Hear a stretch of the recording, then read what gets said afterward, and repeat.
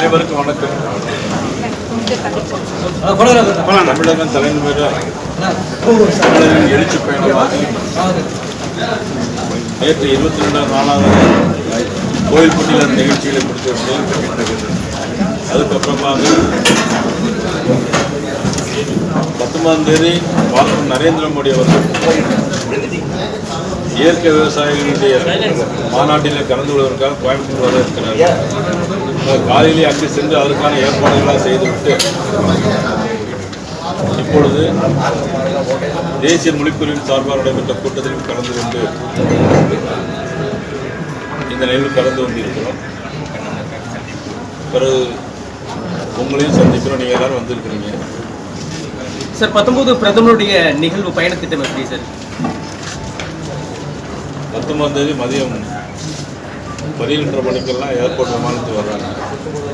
விமானத்தில் அந்த விமான நிலையத்தில் பெரிய வரவேற்பு கொடுக்கும்.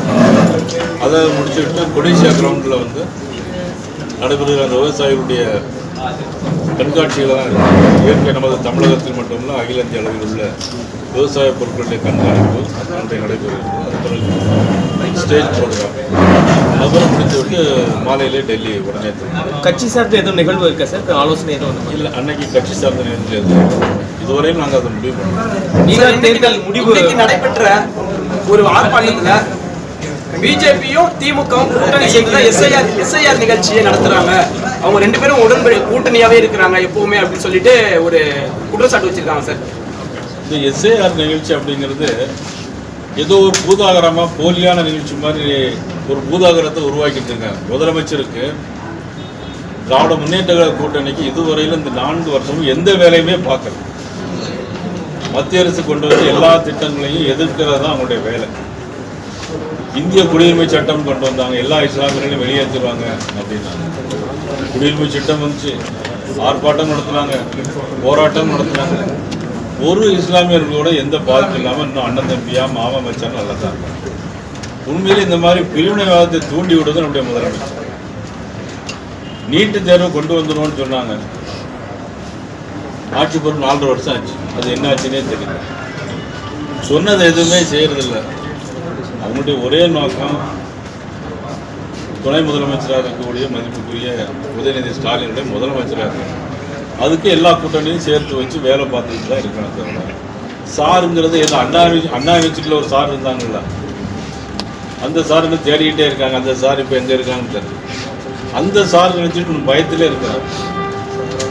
பீகாருக்கு நம்ம முதலமைச்சர் பிரச்சாரத்துக்கு போனாங்க, ராகுல் காந்தி நம்பி போனாங்க. விளைவு என்னாச்சு? 243க்கு 202 இடங்கள் இன்னைக்கு வெற்றி பெற்றாங்க. ஏதோ இன்னொரு ஆள் புதுசாக யாரோ பெருசாக கட்சியை உருவாக்கி வரேன்ட்டு 15% 20% இருக்குன்னாங்க. பிரசாந்த் கிஷோர் 2% ஓட்டு தான் வாங்கியிருக்காங்க. 238 இடத்துல டெபாசிட் போயிருக்கு. அங்கே முதலமைச்சர் வேட்பாளராக இருந்த தேசிய யாதவே தப்பிச்சம் பழச்சம்னு ஜெயிச்சிருக்காரு. ஆக சார்ங்கிறது வாக்காளர் இறந்து போனவர்களை விடுவிக்கணும். புதிய வாக்காளர்கள் வயதுக்கு 18 வயது நண்பர்களை வாக்காளர்களாக சேர்க்கணும். இதை தவிர உங்களுக்கு வேற ஏதாவது டெபினிஷன் இருக்கா? சாருங்கிறது அதுதானே.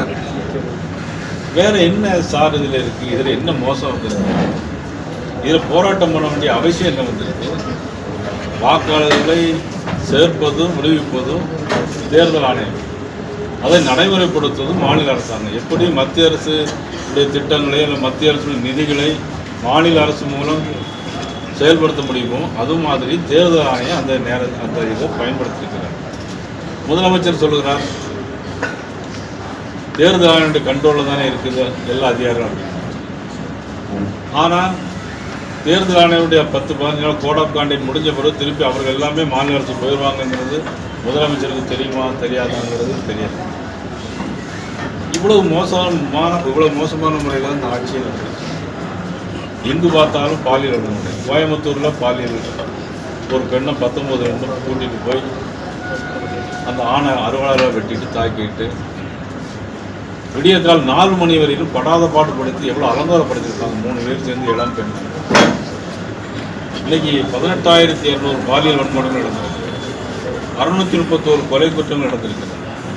32 லாக்அப் டெத் மரணங்கள் நடந்தது. யாருடைய ஆட்சியில்? நம்மளுடைய முதலமைச்சர் ஆட்சி. இதெல்லாம் விட்டு போட்டு சார்னு சொல்லிகிட்டே இருக்கிறாங்க. என்னன்னு புரியல. முந்தா நாள் சாயங்காலம் வரையிலும் 40% வேலை நடந்திருக்கு அப்படின்னு சொல்லி சொன்னாங்க. பிறகு திமுக அறிவாலயத்திலிருந்து எதுவும் செய்து போச்சு என்னத்தல்ல, நேற்று காலையில் 100% வேலைகள் முடிஞ்சிருச்சு அப்படின்னு சொல்கிறாங்க. இதில் சாரில் என்ன இருக்குங்கிறது யாருக்குமே புரியல. ஒரு பயந்தாடுற மாதிரி தான் இருக்கு. அது வந்து என்ன, இப்போ எலெக்ஷன் ஒட்டி கொஞ்ச நாள் தான் நம்மளுக்கு டைம் இருக்குது. ஸோ இந்த நேரத்தில் நம்ம குறிப்பிட்ட கால அளவில் கோடி மக்களை நம்ம சந்திச்சு இது பண்ண முடியுமா? ஏன்னா விவசாயம், ஏழை எளியோர்களுக்கெல்லாம் ஆன்லைன் பற்றி அந்த அளவுக்கு நமக்கு தெரியும், நம்ம சொல்ல முடியாது. அதுக்கான டைம் எந்த அளவுக்கு கொடுக்கப்படுது, அந்த கால அவகாசம் ரொம்ப கம்மியாக இருக்குது. இதெல்லாம் சார் இது மெயினாக பேச்சு பொருளாக இருக்குது. நல்ல கேள்விதான். டிசம்பர் 4 வரைக்கும் சொல்லியிருக்காங்க. நம்ம தேர்தலுக்கு வந்து இப்போ நவம்பர், இப்போ டிசம்பர், ஜனவரி, பிப்ரவரியில் கோட் ஆஃப் கான்டாக்ட் 4 மாதம் இருக்குது. இந்த 1 மாதத்துக்குள்ள பணிகளை முடிச்சு இந்த 4 மாதம் அதுக்கப்புறமும் அதுக்குள்ள டைம் இருக்குது. அந்த கடைசி அந்த தேர்தலுடைய தேதி வர்ற வரைக்கும் நம்மளுடைய பெயர்களை சேர்க்கவோ நீக்கவோ ஃபார்ம் 6, 7, 8 இதை பயன்படுத்துறதுக்கு நமக்கு உரிமை. இது நடைமுறையில் உள்ளது. எல்லா தேர்தல் காலத்திலும் நடைமுறை உள்ளது. ஏற்கனவே 10 முறை 2000 ஆண்டுல 10 முறை முடிச்சிருக்கிறாங்க. இப்போ 2000க்கு அப்புறம் 1 முறை 2 முறை நடத்திருக்கு. இதில் என்ன குளறுபடி இருக்குது அப்படிங்கிறது எங்களுக்கு தெரியும். நீங்கள் ஆட்சியை ஒழுங்காக நடத்துங்க. கள்ளச்சாரம் இல்லாமல் பாருங்கள், போதைப் பொருட்களை கஞ்சா இல்லாமல் பார்த்துக்கோங்க. வாக்காளர்கள் சேர்ப்பதும் நீக்குதில் போய் சார்னு சொல்லி ஒரு பெரிய பயத்தை காட்டி இதெல்லாம் தேவையான விஷயமாங்கிறது தான் எனக்கு புரியுது.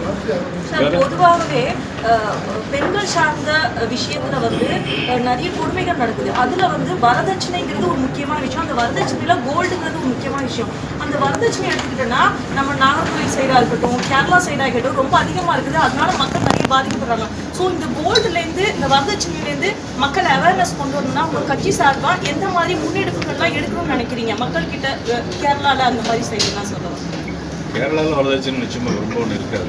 நிறைய ஜுவல்ஸ் டிமாண்ட்ஸ் இருக்குது. அதனால பெண்கள் நிறைய பாதிக்கப்படுறாங்க. இல்லை, நீங்கள் சொல்கிறது உண்மை தான். இப்போ நீங்கள் சொல்கிறது நல்ல யோசிக்கப்பட வேண்டிய விஷயம்.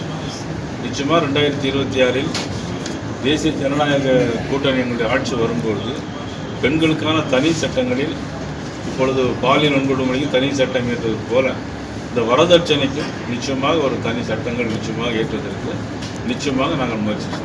சார், பீகாரில் நடந்தது மாதிரி தமிழ்நாட்டில் நடக்க வாய்ப்பு இல்லை. இங்கே எங்களுடைய கூட்டணி ஸ்ட்ராங்காக இருக்குன்னு எக்கு கூட்டணி அப்படின்னு சொல்லிட்டு செல்வ பிறந்தகை சொல்கிறாரு. பீகாரில் அவங்க வாங்கின தொகுதி எத்தனை தெரியுமா? 6 தொகுதிகள் ஜெயிச்சிருக்காங்க. பீகாரில் 6 தொகுதிகள் ஜெயிச்சிருக்காங்க. நான் மதிப்புக்குரிய செல்வ பிறந்த எனக்கு அடுத்ததான் சட்டமன்றம் இருக்கார். எனக்கு உண்மையில் நாங்கள் ஃப்ரெண்ட்லியாக தான் இருப்போம். கட்சி ரீதியாக வரும்போது அவர் சொன்ன கருத்துக்கு நான் முற்பது. அவர் வந்து திமுகவை விட்டு தயாராக இருப்பது, தனியாக நிற்பதற்கு தயாராக. கூட்டணியை வைத்துக்கொண்டு தான் இன்னைக்கு திமுகவை இன்னைக்கு எல்லாரையும் ஏமாற்றிட்டு இருக்கோம். கூட்டணி மட்டும்தான் ஆட்சி அமைக்கணும் அப்படின்னா 2011 வந்து திமுக தான் ஆட்சி அமைச்சிருக்காங்க. இன்னைக்கு மக்கள் விரோத போக்கு. இங்கே பாருங்கள், சொத்து வரி 300% கூட்டியிருக்காங்க. மக்கள் வந்து யோசிச்சு பார்ப்பாங்க. தேர்தல் நேரத்தில் தான் அவங்களுக்கு ஒரு ஆட்சிக்கு மாற்றம் வேணும்னா தேர்தல் நேரத்தில் தான் அவங்க எல்லாம் பண்ணுவாங்க. சொத்து வரி உயர்வு, மின்சார கட்டண உயர்வு 300%. சரி, மின்சார கட்டணத்தை 2 மாதத்துக்கு ஒருக்க தான் 2 மாதத்துக்கு ஒருக்க இருக்கிறத நாங்கள் 1 மாதத்தில் கொண்டு வந்து சொன்னாங்க. செஞ்சாங்களா? செய்யலை. நீட் தேர்வு செய்யலை. 1000 ரூபா கொடுப்போன்னு சொன்னாங்க. பார்லிமெண்ட் எலெக்ஷன் 2 வருஷம் கொடுக்காம 2 வருஷம் கழிச்சு பார்லிமெண்ட் எலெக்ஷன் வந்தாலும் கொடுத்தாங்க. இன்னும் மீதி இருக்குன்னு துணை முதலமைச்சர் சொல்லிட்டு இருக்கிறாங்க. சரி, முதல்ல வந்து எல்லா பெண்களுக்கும் கொடுப்போம்னாங்க. அப்புறம் தகுதி வாய்ந்த பெண்கள் அப்படின்னா என்ன தகுதி வச்சிருக்காங்க திமுகவில் பெண்களுக்கு அப்படின்னா நடைபெறக்கூடிய பாலியல் வன்கொடுமை தான் அது சாட்சியாக அமையும். இப்படி நிறைய திராவிட முன்னேற்ற கழகம் இந்த 5 ஆண்டு கால இந்த 4.25 வருஷ அரசாங்கத்தில் நல்ல விஷயங்கள் எதுவுமே மக்களுக்கு செஞ்சதாக தெரியும். சார், இப்போ ஸ்டேஜில் பேசும்போது 200க்கு அதிகமான தொகுதிகளில் நாங்கள் வெற்றி பெறுவோம்னு சொல்கிறீங்க. ஸோ உங்களுடைய ஒரு தலைவராக உங்களுடைய ஆசையாக இருக்கலாம். பட் தமிழ்நாட்டை பொறுத்த வரைக்கும் இது கொஞ்சம் அதிகமான ஆசைன்னு நம்ம எடுத்துக்கலாம். அந்த விஷயத்தை சொல்லலாம். நீங்கள் என்ன அதிகமான ஆசையாக கூட இருக்கலாம். நீங்கள் சொல்கிறது அப்படியே அப்புறம் ஆனால் நிச்சயமாக பெரும்பான்மை இடங்களில் வெற்றி பெற முடியும். அதனுடைய எங்களுடைய நோக்கம் 200 தொழில் நம்ம ஜெயிப்போம். மக்களுடைய மனதில் மாறி இருக்கிற ஒரு யூகத்தின் அடிப்படையில் சொல்கிறேன். அது நடக்கலாம், அதிகமான ஆசையாக கூட இருக்கலாம். அதிமுகவோட இருக்கிறதுனால அப்படி சொல்றீங்களா? இதுவே தனியா இருந்தா கூட இதே மாதிரி தான் உங்களுடைய ஸ்டாண்ட் இருக்குமா? இப்போ அதிமுகவோட இருக்கிறோம், எங்கள் ஸ்டாண்ட் அதுதான். நன்றி. சாரி.